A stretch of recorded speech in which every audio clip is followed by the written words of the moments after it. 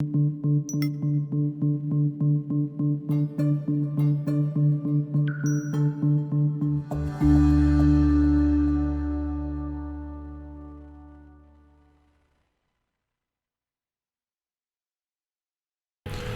estate agents, are you struggling with the day-to-day grind, dialing for dollars, putting in hours of floor time with little to show for it? Are you looking for tips, tricks, and tactics to accelerate your career as an agent that will have you closing more homes, working with more clients, and earning more money than ever before? Hi, my name's Cliff Freeman, and I've spent the past 2 decades of my real estate career running one of the top brokerages in DFW and personally coaching over 1,000 high-performing real estate professionals across North America. I created this podcast to share the strategies and tactics you need to explode your real estate business. I guarantee it. All right. Welcome, everybody, to today's episode of Cliff's Notes. We're excited you're here, and I got to tell you, we are dropping value bombs today. I'm going to do a little personal coaching for those of you out in the audience. This is some of the training that we do with our team, so I want you to get your phones on airplane mode. Grab a pen and a legal sheet or two. You're going to need plenty of things to write on today, and we're going to dig in. So first, let me welcome my co-host, my son, affectionately known as C3. Look at that, C3 co-host right here. Welcome. Glad to have you on the show today, my good friend and son. Excited to be here, man. Thank you again. All right. And obviously, we wouldn't be where we are today. If you caught my little Facebook Live before the show, you saw what goes on kind of behind the scenes. And the man behind the curtain today, Mr. Trelvis Giles. Are you back there, Trelvis? I got to correct you, Cliff. You'd probably be further along if I wasn't. Got to correct you on that one, man. I know that's not true. Well, hey, we appreciate you, and we know we're going to have a safe landing today with you at the controls. So Definitely. We're really grateful for that. Yes, sir. All right, my friend. So why don't we just go ahead and start unpacking things, man? We got, like I said, a ton of value to deliver. Today's show, if you ever had trouble with mindset and you felt like that phone weighed about 1,000 pounds, we're going to give you the tools and the secrets that you need to really turn that phone into an ATM. I'm going to talk to you today about the 5 levels that you got to break through. I'm going to give you the tips and the track that you're going to need to really go for a 30-day trial here. It's actually a trial. It's a challenge. It's not really a trial. It's a challenge to help you get where you need to be with this mindset. I will also let you know that it's important that you download the exercise that we're going to do. We're going to go over today, as well as that 30-day challenge. If you go to www.getcliffsnotes.com, you'll find the material for today's episode there, and you can download it and join us. If you've got a chance to do that now, that'd be great. You can follow along. But I want to just start out. We're going to cover a book that was written back in 2010 that many of you may know of or have heard of. But when I read this book for the first time, and you read it recently for the first time, there was a part of the book that really spoke to me. I was at a season in my life, where I'd been jamming in real estate for 30 years and, making lots of money. But really, you get to a point and you wonder what's the end game? What's it going to look like when it's over? So I just want to read this excerpt out of the book.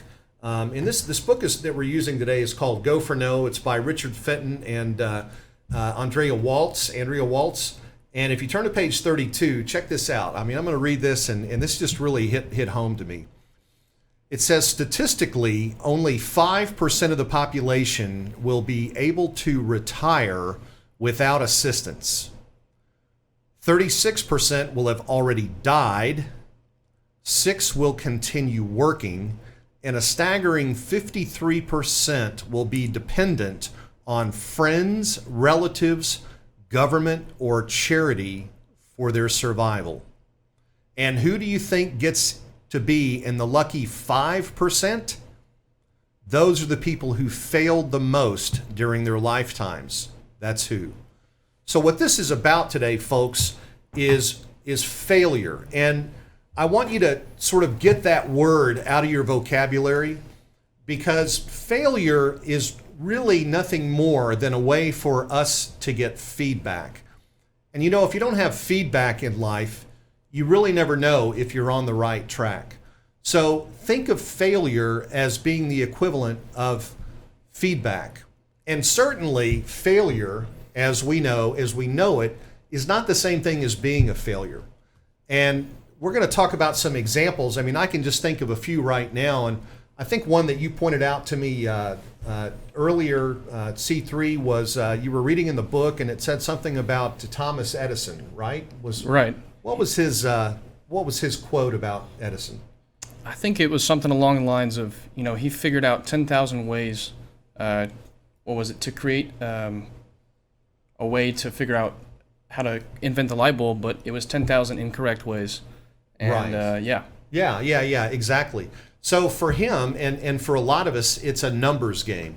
When you think about what we do as prospectors in real estate, whether it's calling expireds and for sale by owners, or whether it's calling buyer leads from your internet lead generation platform, or maybe it's even door knocking or whatever prospecting method you're using, it really is what we call a zero-sum game. And what I mean by that is that there's going to be winners and there are going to be losers. And there are only so many clients that can be won and only so many that can be lost. And what we're going to talk about today is a tool that's going to help you focus on not giving up and continuing. In other words, a lot of times when we get a win, like say, for example, you're on the phone calling expireds and you have a successful appointment set, a lot of us would give up at that time. But what we're going to do is show you ways and talk about ways today how you're going to be able to increase what you're producing by not giving up there. See, actually, we're going to flip it around and talk about why you should count the no's instead of the yeses that you get. All right, so as we said in the title of the show today, there are 5 levels that you've got to break through. And if you've had a chance to download the workbook with us, I would encourage you again. And this is what when you do download the workbook, this is what we are right now on this page right here. And it's the 5 levels that allow us to go beyond just the willingness to tolerate no and really learn how to embrace it. So level 1 is accepting the ability to fail, and we all do that. We're all given that ability, right? We're all, right out of the chute. Yeah. We're given the ability to fail, and so most of us have the ability to move past that basic level. The second level is where it's not something that just happens, but it's actually a willingness to fail. In other words, you understand the importance of increasing your failure, but it's not something that you're always comfortable with, right? So you kind of do it begrudgingly. And we're going to talk about a mental battle that's going on in that 5.5 inches between your ear that contributes to this. So the third level is the wantingness to fail. And that really goes way beyond just the tolerance and acceptance, but it's actually a desire to fail. And that's really a change in mindset for most of us, because we're brought up and taught not to fail. We're always taught that it's about the successes, right? Right. But it's not the successes that get us there. And I've heard it said many times, you really don't learn from your successes in life, you learn from your failures.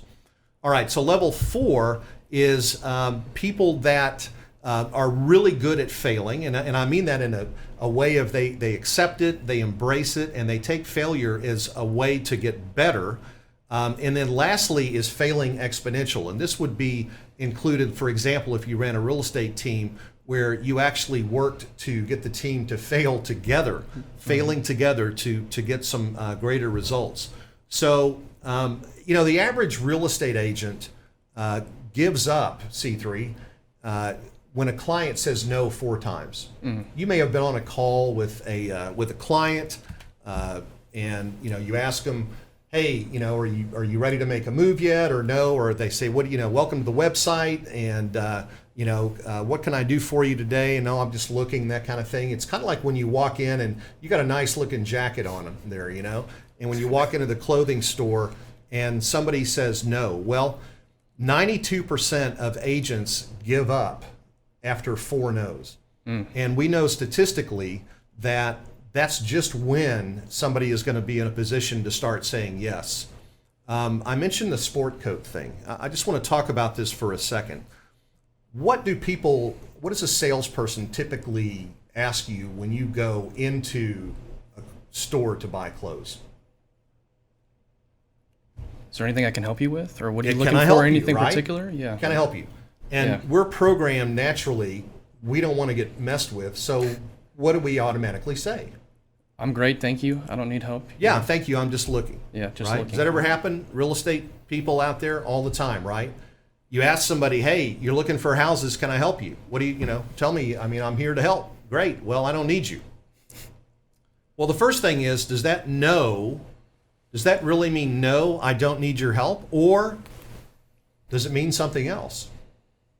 And the answer is, look, there are 3 things that people can say and mean different things. They can say yes, and it means yes. They can say no, and it can be no. But what can no also mean? Not right now. Not right now, okay? So not right now, when you're getting these no's, it's really somebody that's trying to deflect you, and it's probably because you haven't built up rapport with them. Now let's go back to that example where you're buying a jacket in a store, and I'm the salesperson, and instead of going up to you and saying, hi there, I'm Cliff, can I help you? What if I say, hi, I see you're looking at 48 regulars. Do you want that in blue, or would you like to see something in more of a gray? Right. Okay. Now, automatically, what happens?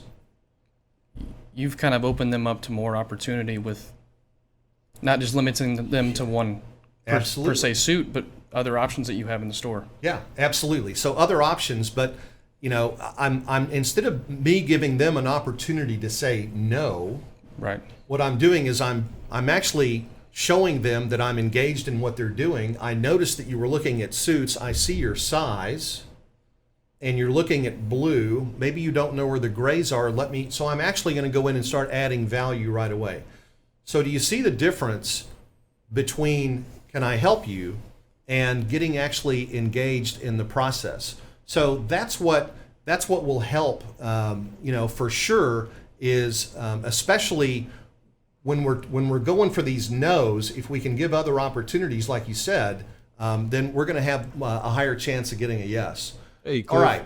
Yeah, Travis. Jump in there. I feel like that's a really good point. I think with anything that you do, when you personalize it with someone, it kind of makes them feel like, they're that special client. You're tailoring whatever it is that you're doing, you're tailoring it specifically to them, and it kind of builds their relationship. That's a really good point. Right? Well, it is. And, you've probably read 100 times How to Win Friends and Influence People, Travis. Sure. Yeah, Definitely. And so what's the number one thing that, tip that in that book, to help you build rapport with people? What is it? Well, it's to call them by their name. Like, for example, if you're at the checkout stand at Kroger and you're checking out with your groceries, people wear name tags for a reason. A lot of people ignore that, don't even acknowledge somebody by their name. Right. But if you stop somebody and acknowledge them and say, hey, Carol, I'm doing great today. How are you? And use that. That makes somebody feel really good about themselves when you call them by their name. And that's a perfect example here of building rapport and doing that, because you've got to get in rapport with people.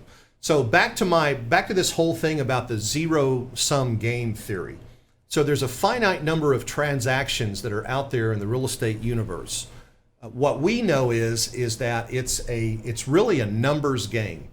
And so what we tend to do, and I wish I could ask for a show of hands, because I know if I could see through the camera, if I asked you, how many of you guys out there and ladies track the number of contacts and appointments that you have? Probably all of us, right?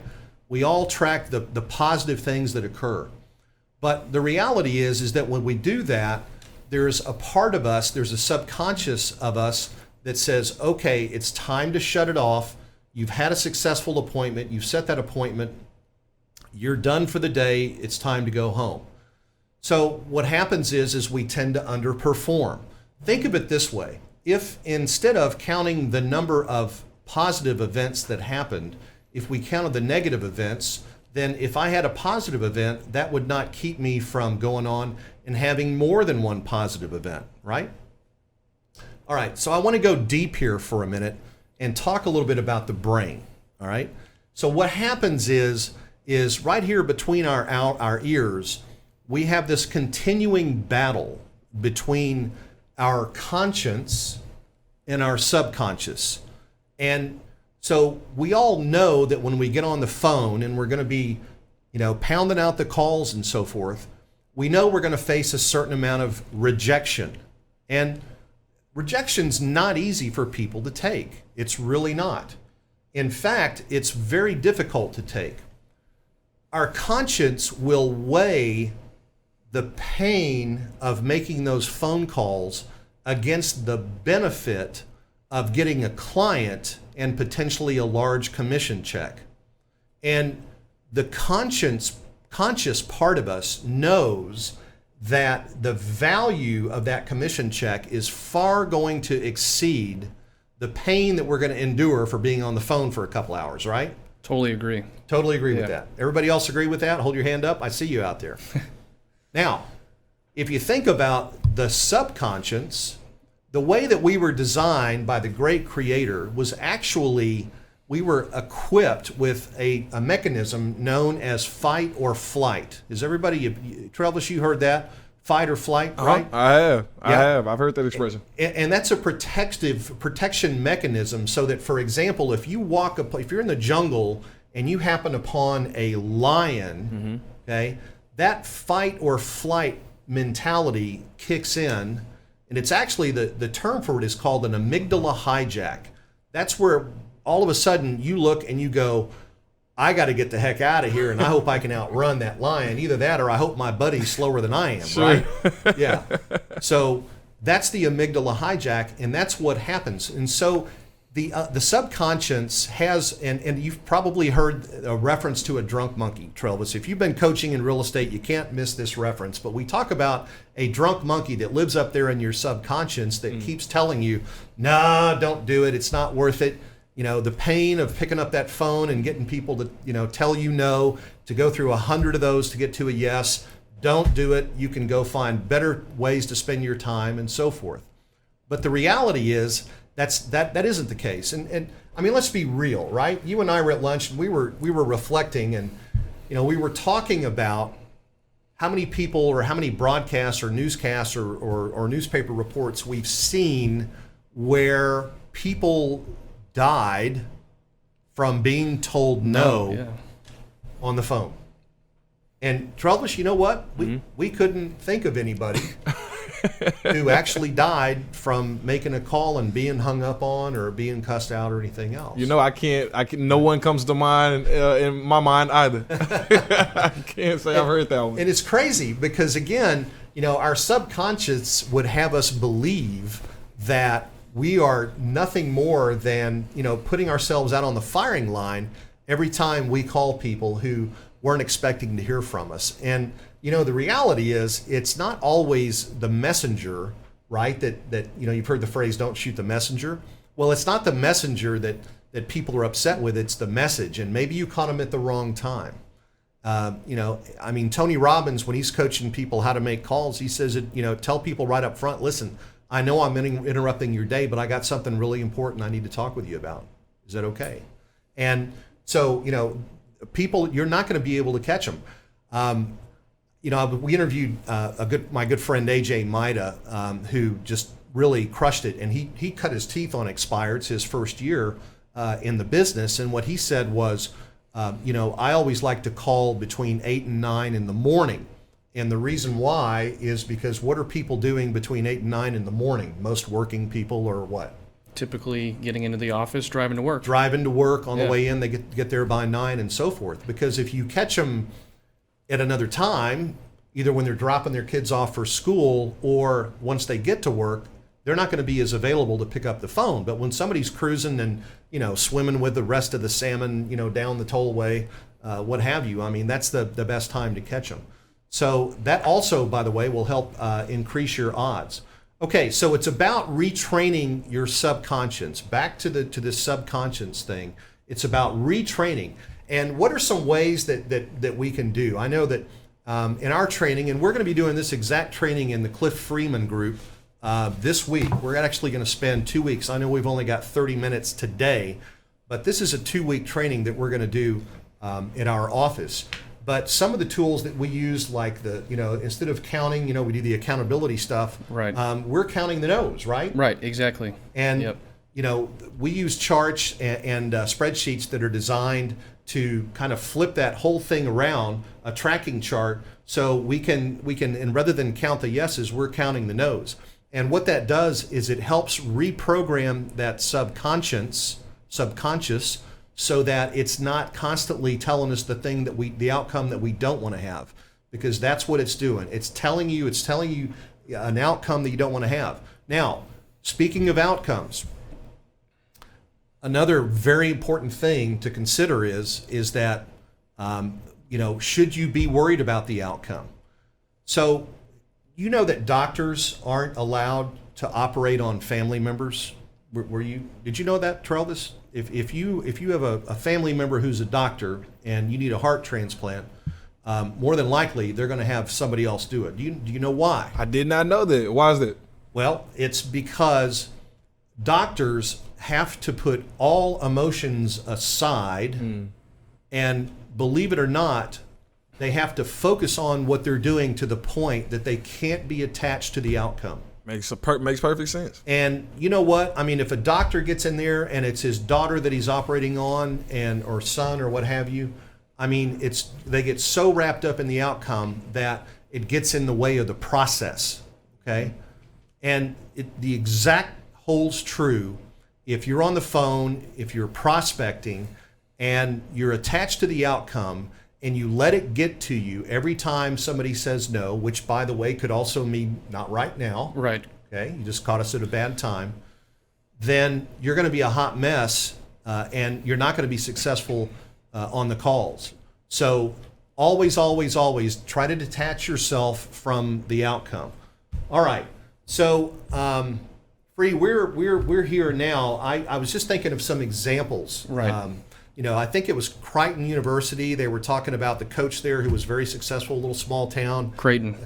Yeah. Did I pronounce it wrong? I do that all the time. It's all right. It's all right. We It's get all right. one every show. Yeah. We get one every show. Yeah. But, his whole thing was, look, in order to be successful, you got to take X number of shots. If you look at Right. Wilt Chamberlain when he scored 100 points that time, I mean, that's phenomenal. Can you imagine a guy scoring 100 points in an NBA basketball game? No, that's a feat. And I don't even know if it was a 3-point line back when that happened Right. either. So Yeah. that's a lot of 2-pointers. Yeah, a lot of twos, for sure. But, the reality is he had to take enough shots. He had to miss enough in order to make enough. Right. And a lot of people, if you don't get up to the bat and get enough at-bats and swing enough, you're not going to hit the ball, right? Babe Ruth, another great example. One of the greatest hitters of all time. He also, I think, led the league in strikeouts in many of the years that he was out there. So look at the people that have failed and what they've overcome.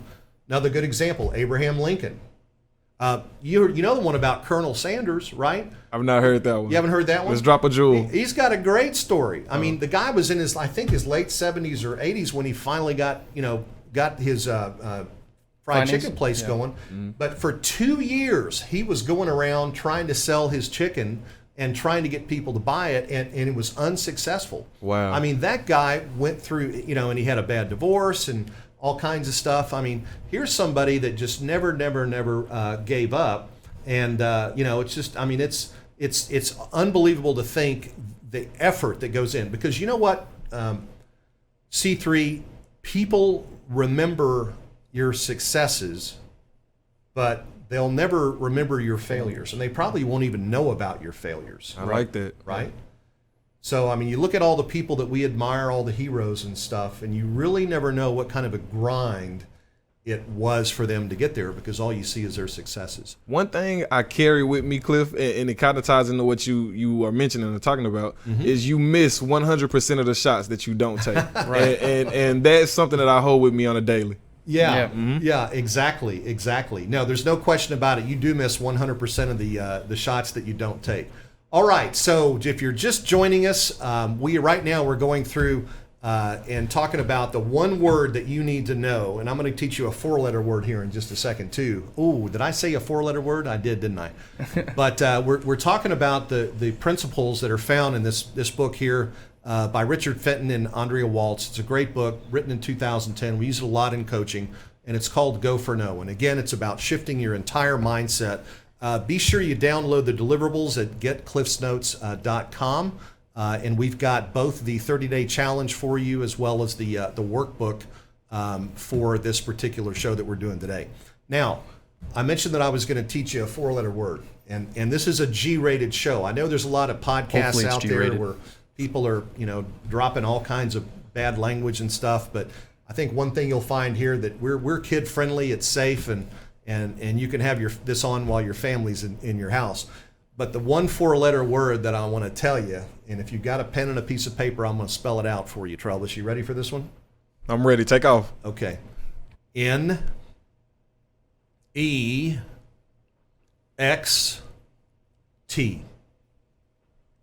Simple. Next. It's simple. Okay?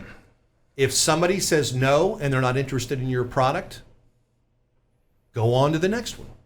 Because, as we said, it's a zero-sum game. There's a finite number of real estate transactions that are going to happen out there in the universe. And what your goal is to cycle through enough of those so that you get your unfair share. And so next is key. A lot of us will want to hang on and try to keep somebody on the phone and convert them or save them or whatever it is that we think we can do for them. But the reality is that somebody, that if they say no, it could actually mean no. And if it does, then, and they tell you no 4 times, right? Because what we learned is that most real estate agents give up after 4 no's. So 92% of your competition is stopping before they get to yes. And if you don't go for at least 6 of those and then use the word next, then, so you got to go deep, but at the same time, you got to know when to cut your losses. Definitely puts that into perspective. Yeah. So, C3, this was the first time that you read this book. What was it that, again, was there anything in particular that really resonated with you with you and maybe even your generation of folks? Because you guys grew up in a little different generation than I did. What was it that really resonated with you? Any particular part of the book? Well, just really just getting into real estate, it kind of I had a huge fear of failure, and this book puts a lot of that into perspective about how you're going to fail regardless if you're new into the business, just getting later on into your career into the business, or any business in general. About really just trying to embrace the failure and the rejection that you're going to get, and really kind of empowering yourself and doing certain things the right way as far as affirmations and staying after it. I really enjoyed this book. It kind of really lit a fire underneath myself here and puts, like I said, things into perspective about what I need to be doing, how I need to better myself, and I'm excited. This book is so knowledgeful. It has a plethora of information about how you can self-actualize, and I'm just really excited about the book. I'm going to continue to read it. Well, so some people may not know your story, but C3 played college golf, and he was pretty good.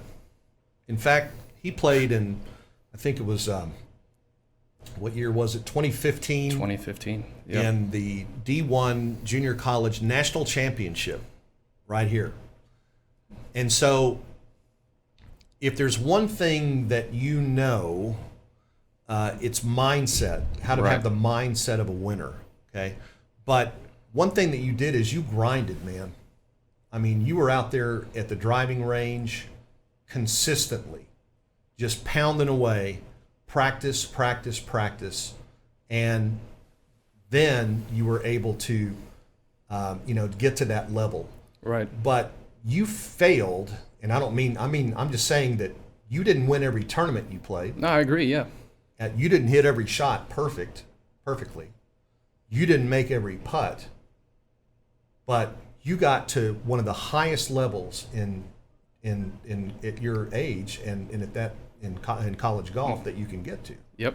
So being able to understand that and apply this to what it takes to be successful in real estate and to be able to prospect, which, by the way, I'm going to borrow one from Gary Keller here. We're not really in the real estate business. We're in the lead generation and lead conversion business, and that includes prospecting. So to hear what you said about this book with your accomplishments is really meaningful to me, and I think hopefully meaningful to the folks in the audience, because it takes that discipline and it takes that right mindset. So get your, if you want to have different outcomes with your business right now, you got to get your head. You need a checkup from the neck up, and you got to get your mindset correct and get it going right.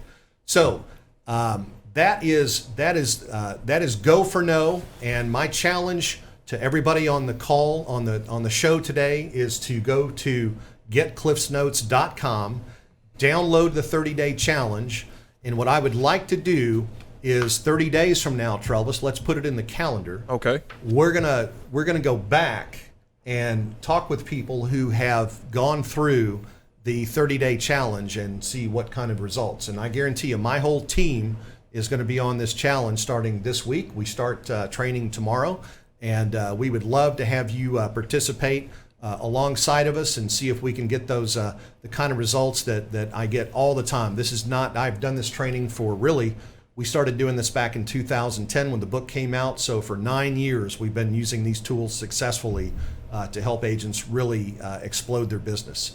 All right, so gosh, I guess that's going to be a wrap today. Next week is the 4th of July. We have got something, a little bit of a surprise. We're going to do something fun for you on the 4th of July, so be sure to tune in. We really appreciate your feedback. If you would, be sure to give us some love out there. Hit the love button, hit the like button. Travis, you got something for us? Yeah, Cliff, I got a couple people actually chiming in. Okay. Johanna McDaniels, she is tuning in from the car. She wanted us to let us know that. Awesome. And Jeff Williams, he wants to say, nice fellas, nice job. Oh, thanks, excellent. Jeff. Is that Jeff Willems? Yeah. Jeff Willems, yes sir. Jeff That's Willems, it. my dear friend in Tucson, and his wife Marcy, great friends of folks. ours. They do about 500 house sales a year out right there. If on. there's anybody that knows about Go for No, it's those definitely two him, wonderful yeah. people. Yeah, and A wish heck of them a the golfer best. too. Yeah, appreciate the love from y'all, and you guys tune back in next week. Like I said, something a little special for you on the 4th of July.